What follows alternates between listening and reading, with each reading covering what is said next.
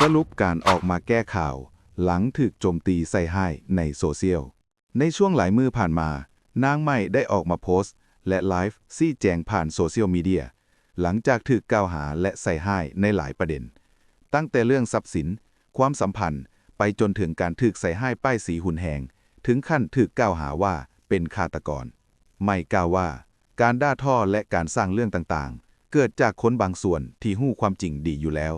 แต่เลือกจะเว้าเพื่อความม่วนปากและนำไปสู่การซักส่วนคนที่บ่ฮู้เรื่องให้เข้ามาร่วมโจมตีนางยืนยันว่าตนเองบ่ได้เฮ็ดผิดและบ่ได้มีส่วนเกี่ยวข้องกับเรื่องให้ที่ถูกกล่าวหาแต่ก็รู้สึกตกใจและเจ็บปวดกับคำเว้าของคนจำนวนหลาย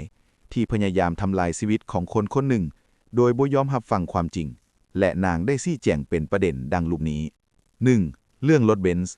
ไม่ระบุว่ารถเบนซ์เป็นทรัพย์สินของตนเองซื้อมาตั้งแต่ปี 2023บ่เคยเอารถของฝ่ายอื่นมาใช้และตั้งคำถามกับสังคมว่าการใช้รถยี่ห้อเดียวกันแม้นจะถูกมองว่าผิดบ่โดยได้แนบเอกสารรถเพื่อยืนยัน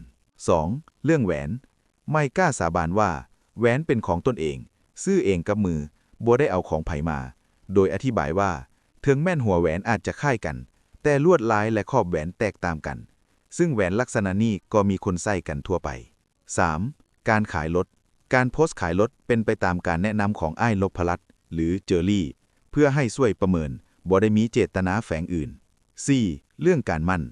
ไม่กล่าวว่าความไว้หรือซ่าบ่สามารถนำมาเป็นมาตรฐานตัดสินคนอื่นได้เพราะความรู้สึกเป็นเรื่องส่วนบุคคล